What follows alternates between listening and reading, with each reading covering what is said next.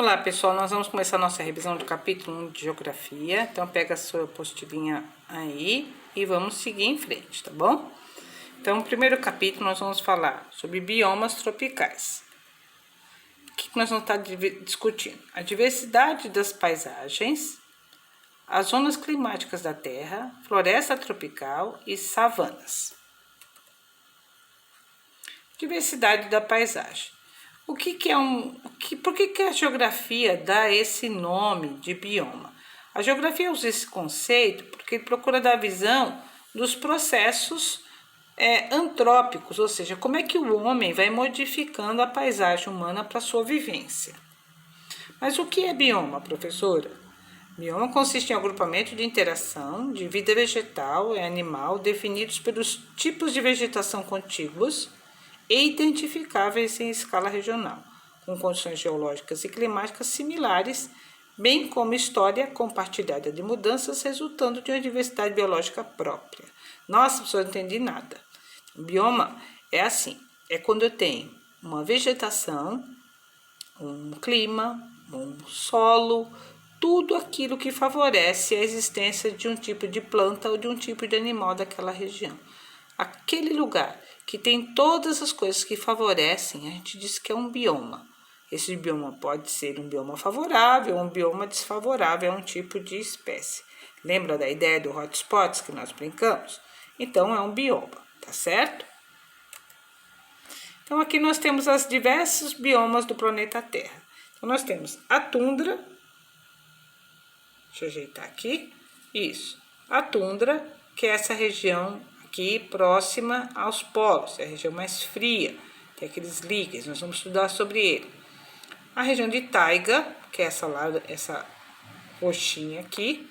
Aí eu tenho a floresta estepes, ou a floresta temperada, né, que são essas aqui. O nosso foco vai ser aqui, ó, a floresta tropical, perto dos trópicos, onde eu tenho América Latina, Brasil, uma parte da América Central, savanas africanas, uma parte da Europa e uma parte da Indonésia, tá bom? É essa daqui que é o foco dos nossos estudos. Entendendo que aqui eu tenho a linha do Círculo Polar, o Trópico de Câncer, o Trópico de Capricórnio e a linha do Equador. O Brasil está aqui, cortado pela linha do Equador, pelo Trópico de Capricórnio. Temperaturas médias, né? Então, eu tenho aqui uma média, um documento, né? Um gráfico que mostra a média térmica. É a diferença entre a temperatura mais alta e mais baixa, também chamado de amplitude. Então, a gente vê aqui na linha do Equador, ó, sempre as temperaturas são maiores. Estão em 30 graus, ó. Saindo da linha do Equador e vindo para os trópicos, eu já estou com uma média de 20. Aqui, ó, aqui embaixo, 20 graus. Vindo para a região polar, eu chego a 10, a menos 10, a menos 20, a menos 60, que são os mais gelados. Então, os azuis são as áreas mais frias, a laranja as áreas mais quentes. As médias em julho, né? Então, você vê que em julho, quando aqui no Brasil a gente está no inverno, eu já não tenho calor tanto nessa região. O equador térmico ele sobe mais para o Polo Norte, por isso que lá nos Estados Unidos se torna verão e aqui se torna inverno. Então, amplitude térmica é a diferença da oscilação entre a temperatura máxima e mínima registradas em uma região. Insolação, radiação solar que incide diretamente em determinada área em dado local. Médias pluviométricas, cálculo de quantidade de precipitação de chuva num certo local. Então, as zonas climáticas têm a ver com isso, com a diferença da radiação solar, com a quantidade de chuva e com a diferença entre a máxima e a mínima de temperaturas. Então, aqui eu tenho as zonas térmicas do planeta Terra. Então, aqui em cima eu tenho a zona polar, aqui a zona polar também, ó. Só que aqui eu tenho a zona polar ou fria antártica, a zona polar ou fria ártica, tá aqui em cima. Aí logo depois tem a zona temperada norte e a zona temperada sul. E aqui é o centro, entre os dois trópicos, eu tenho a zona quente ou zona intertropical. Aqui nós temos um modelo, né, uma fotografia de uma floresta tropical, que é uma floresta abundante, rica, cheia de diversidade, com muita umidade, árvores grandes e uma imensa diversidade de espécie animal. Florestas são caracterizadas pela grande presença de árvores perenes, quer dizer que duram sempre, altas, densamente agrupadas, bem pertinho umas das outras. Nessas florestas, em virtude da associação da ação dos ventos, das correntes marítimas, da temperatura e outros fatores, a umidade é muito grande e as chuvas são muito constantes. Isso permite com que aconteça essa grande quantidade de plantas hidrófilas, que gosta muito de água, tá? De ambientes mais úmidos. A matéria orgânica, né? As florestas tropicais são considerados os biomas mais ricos em biodiversidade do planeta. E tem a maior parte dela que sobrou está na Mata Atlântica e na Serra da Cantareira.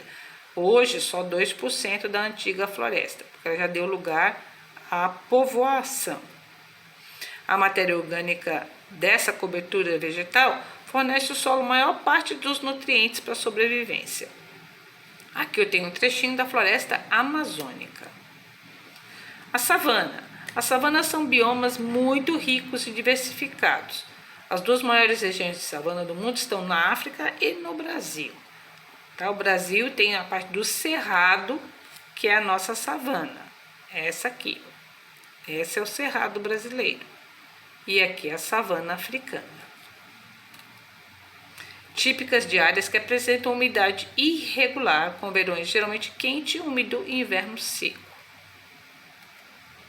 As savanas são biomas muito ricos e diversificados. As duas maiores regiões da savana do mundo são África e Brasil, como nós colocamos já para vocês. O Cerrado é a savana brasileira, tá? Então aqui eu tenho um pedacinho aqui do Cerrado, né? O Cerrado brasileiro. Aqui, especificamente, o Parque do Jalapão, em Tocantins. E a parte de cima eu tenho uma savana africana com os elefantes. O maior problema da savana são as queimadas, principalmente as queimadas naturais. No período de muito calor e pouca chuva, ela tem autocombustão. E isso é muito sério, porque além de queimar as espécies, matar animais, ainda gera uma fumaça à base de carvão muito grande que vai para o meio ambiente. E isso pode destruir as camadas de ozônio, poluir o ar atmosférico, trazendo doenças para o homem, tá? Então, queimada nunca foi boa, ela pode ser natural ou pode ser provocada pelo homem, né? As duas são ruins, as duas têm que ser combatidas. No período muito seco das savanas, a gente tem que observar com todo cuidado para que não haja nenhum foco de incêndio. Se houver, conseguir abrandá-lo logo.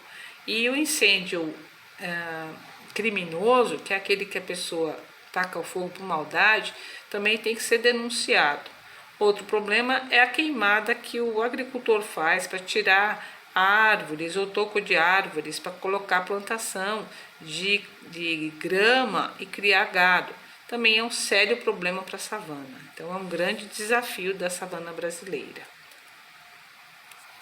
Até aqui, gente, nós trabalhamos esse conteúdo com vocês, tá?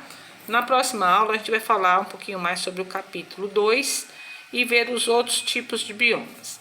Até lá, beijinho!